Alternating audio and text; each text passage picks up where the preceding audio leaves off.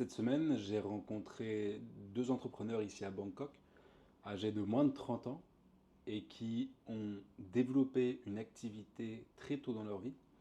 Et ça m'a fait penser à mon parcours, mon propre parcours, où en fait je leur disais, mais qu'est-ce qui a fait que, à l'âge de 16 ans, même 19 ans, tu as eu envie de développer quelque chose, de lancer un projet, d'être entrepreneur. Et quand je fais le parallèle avec ma propre histoire, il y a seulement 2 ans que j'ai voulu voilà, essayer de lancer quelque chose, de bâtir quelque chose, alors que j'avais 30 ans.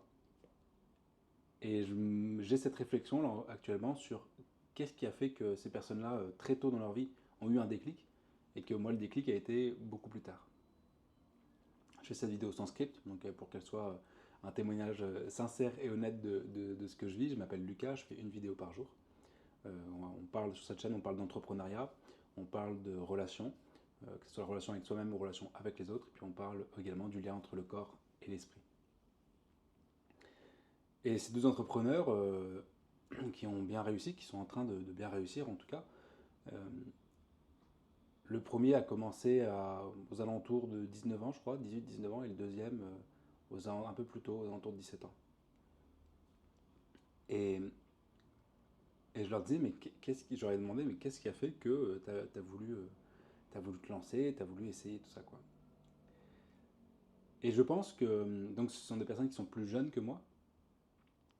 Et quand je regarde un petit peu mon parcours, j'ai pas été exposé à l'entrepreneuriat très tôt dans ma vie. C'est-à-dire que moi, je viens pas d'un milieu entrepreneur, je viens pas d'un milieu de chef d'entreprise, je viens d'un milieu de salarié ou de fonctionnaire. Et quand j'avais la vingtaine, quand j'avais 20 ans, quand j'ai fini mes études, la seule possibilité que j'avais en tête, dans ma vision du monde, c'était d'être salarié. C'était d'être salarié et c'était de bosser pour quelqu'un. J'ai jamais voulu avoir un CDI classique parce que je sentais que ça ne me correspondait pas. Et donc j'ai enchaîné les petits boulots. J'ai enchaîné les petits boulots. J'avais un camion aménagé et je faisais les travaux agricoles, quoi. Je faisais les saisons. Et puis à côté, quand il n'y avait plus de boulot, bah, il y avait le chômage. Et pour moi, il était à ce moment-là, de mes 20 jusqu'à ouais, de mes 19 ans jusqu'à mes 30 ans, il était compliqué finalement d'avoir un autre modèle que salariat, quoi. Un peu moins que 30 ans parce qu'avec mes études pour être thérapeute, il y avait ce côté de bah, il faut que je m'installe, il va falloir que je m'installe aussi à mon compte. Et quand j'ai pris mes études pour être thérapeute, justement, mes études ont duré 6 ans et je suis rentré dedans, j'avais, je sais pas, 22 ans, quelque chose comme ça. Ce qui fait que de mes 22 ans à mes 28 ans, j'ai été en études. J'étais en études et donc là, je bossais en tant que salarié pour payer mes études. Et finalement, j'ai eu ce déclic de. Et après les études, je me suis mis à mon compte, mais sans avoir un état d'esprit de chef d'entreprise, d'entrepreneur. C'est-à-dire que je me suis mis à mon compte et j'étais artisan, entre guillemets, quoi. Voilà, je travaillais avec mes mains, mais sans avoir de vision sur du long terme. Et j'ai toujours été surpris de ces personnes plus jeunes qui ont eu des déclics plus tôt. Par exemple, un gars de 20 ans, 21 ans qui va acheter sa première maison. Tu vois. Un gars de 16 ans qui va faire du dropshipping. J'ai toujours été étonné par ça parce que c'est pas du tout mon parcours. Moi, le déclic, je l'ai eu bien plus tard. Et ça m'a toujours interrogé sur d'où est-ce que ça vient ça. Est-ce que c'est l'environnement familial? Est-ce que c'est l'exposition à ça? Tu vois, par exemple, moi, j'ai pas eu de téléphone jusqu'à avant mes 16 ans et j'ai eu Internet sur mon téléphone. J'avais 21 ans, 22 ans, je pense. Le fait d'avoir Internet sur mon téléphone. Parce que pour moi, avant, c'était pas utile. Et, Et j'ai commencé à être exposé à l'entrepreneuriat, notamment sur YouTube, je pense à la fin de mes études. Je t'ai déjà commencé un petit peu avant, mais c'était pour rigoler, à faire deux, trois trucs, quoi. Et et il y a seulement 2 ans, du coup, où j'ai eu un déclic. Le déclic, c'était que ça a été que mon père a fait un AVC. Et quand mon père a fait un AVC, il y avait la possibilité d'avoir des soins à faire, une maison médicalisée, infirmière à domicile, tout ça. Ça coûte de l'argent. Et du coup, ça a été vraiment le déclic de me dire, ok, en fait, il faut travailler pour pouvoir aider les proches, pour pouvoir sécuriser, se sécuriser soi, puis sécuriser mes proches. Et puis, il y avait ce côté aussi de, je refuse que si demain je meurs, de ne pas avoir essayé de faire quelque chose de ma vie, entre guillemets, c'était ça, quoi, tu vois. Parce que j'avais l'exemple de proches qui pouvaient décéder du jour au lendemain. Et je me suis dit, bah, si ça m'arrive, je veux au moins avoir essayé de faire un truc. Et c'est là où j'ai eu un peu le déclic.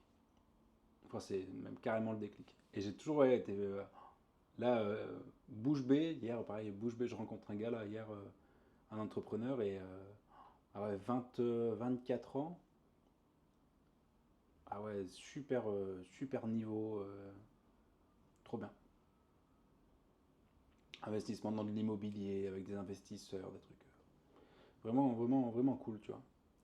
Et, euh, et en vrai, tu vois, c'est vrai que j'ai eu, voilà, moi à 19 ans, j'ai eu un camion aménagé et j'ai été plusieurs années en camion aménagé à faire des petits boulots et tout.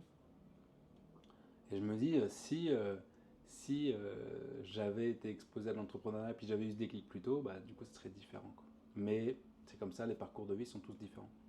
Et si je te fais cette vidéo, c'est parce que euh, peut-être que peut-être que tu as 15 ans aujourd'hui, peut-être que tu as 20 ans, 25, 30, 40 ans, 50.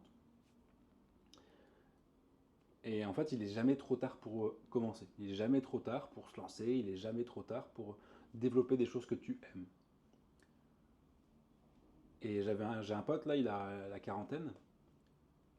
Et la dernière fois, dans un message, il me dit, bah moi, tu vois, en gros, j'ai 40 ans et je sens que je suis en retard, tu vois.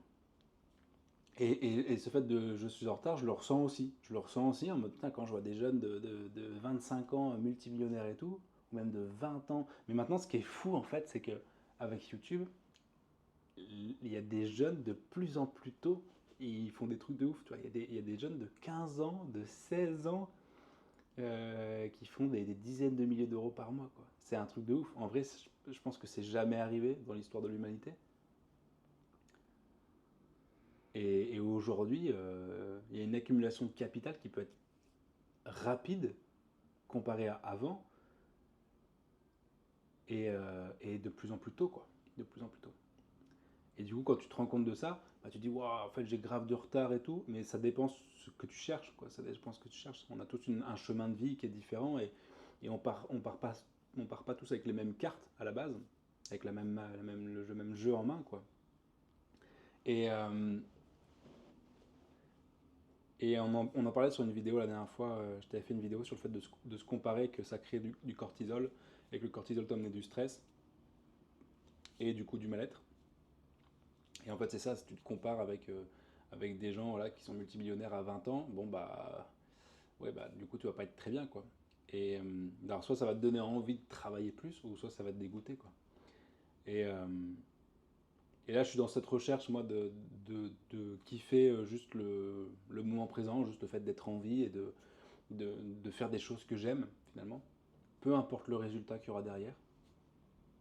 Parce que pareil, je peux mourir demain, donc autant que je fasse au présent des choses qui me plaisent et qui ont du sens pour moi, de bâtir des choses qui ont du sens pour moi, plutôt que juste de faire des trucs pour faire de l'argent, quoi. Et puis me retrouver peut-être millionnaire et puis malheureux.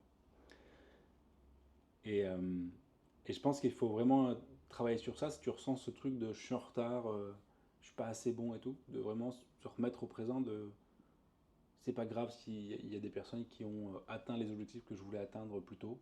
Moi, je suis sur mon propre chemin et puis j'apprécie aujourd'hui. J'apprécie aujourd'hui, quoi. Et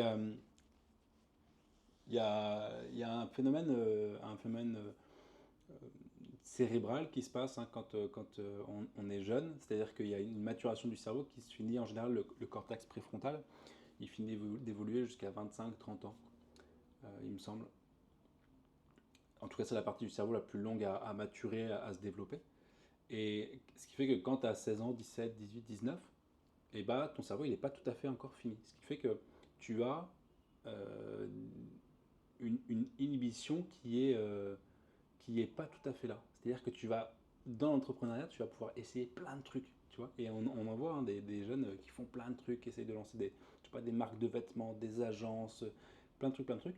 Et en fait, il y a ce côté de, j'ai pas peur de ce qui peut arriver, de toute façon, c'est pas grave.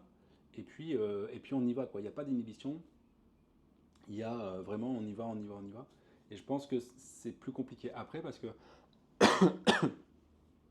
bon, tu peux avoir une femme ou un gars et tu peux avoir des enfants et tu vois un boulot en CDI et du coup il y a quand même une inertie qui est plus dure, tu vois, c'est quand même plus dur à les lancer tout ça parce que tu as quand même plus de responsabilités derrière. Mais c'est pas impossible quoi, c'est pas impossible en tout cas. Je pense qu'il faut vraiment, enfin moi j'essaie ça en tout cas, d'arrêter de me projeter, de visualiser tout ça. C'est pas les choses qui me rendent très heureuse, dans le sens où ça me fait juste comparer entre où est-ce que je veux aller et où est-ce que je suis maintenant, et du coup je suis triste parce qu'aujourd'hui je suis pas là où je voudrais aller. Et ça me rend juste triste et j'ai pas l'impression que c'est très utile pour moi en tout cas. Et ce que j'essaie de faire, c'est justement de me recentrer au présent et juste de kiffer ce que je fais aujourd'hui et de faire des choses qui ont du sens pour moi et peu importe le résultat qu'il y a derrière, quoi.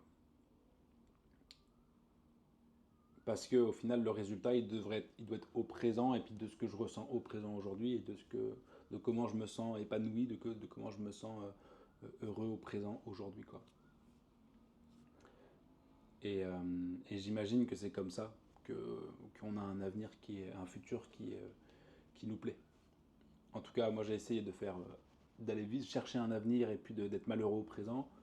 C'est pas génial, c'est pas génial. Vaut mieux, je préfère faire le chemin inverse maintenant, être heureux au présent et puis on verra bien ce qui va se passer après quoi.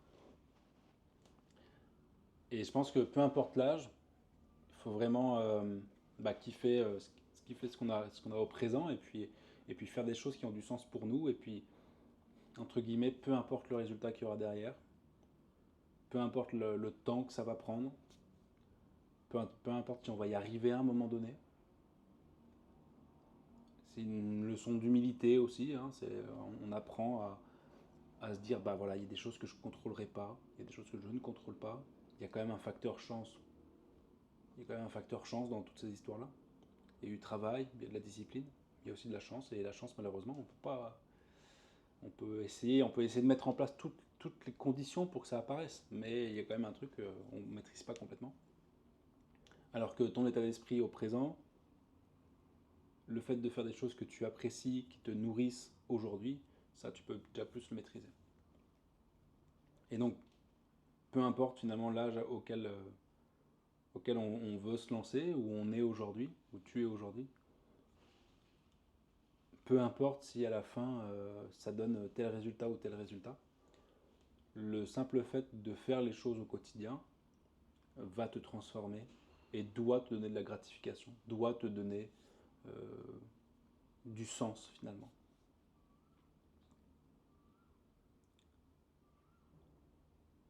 Et je pense qu'il y a vraiment ce côté d'humilité, de dire je fais ce que je peux, je fais du mieux que je peux tous les jours, et on verra bien ce qui va se passer.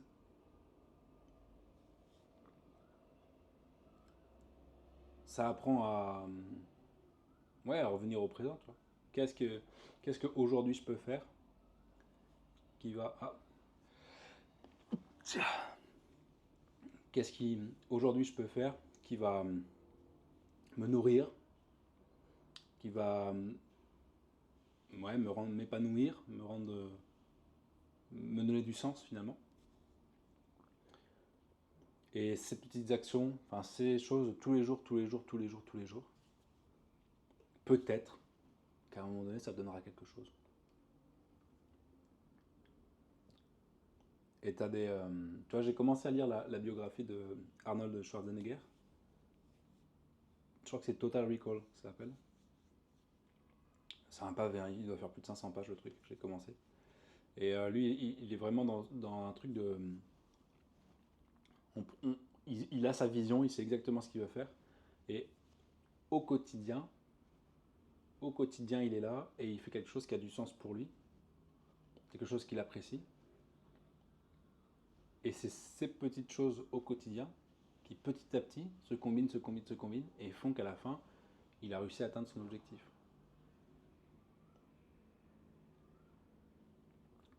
Je ne sais pas si jamais il n'avait pas atteint son objectif, s'il aurait été satisfait, mais je pense que si, parce que ce qu'il a fait, ça avait du sens pour lui finalement. C'est ce qu'il voulait faire, c'est ce qu'il kiffait le plus. Tu vois, il faisait au quotidien, même si j'imagine que des fois ça devait être super dur, il faisait au quotidien ce qu'il aimait, ce qui avait du sens pour lui. Du coup, j'imagine que c'est ça un peu aussi bah, le fait de se sentir épanoui, de se sentir bien, tu vois, de se sentir serein.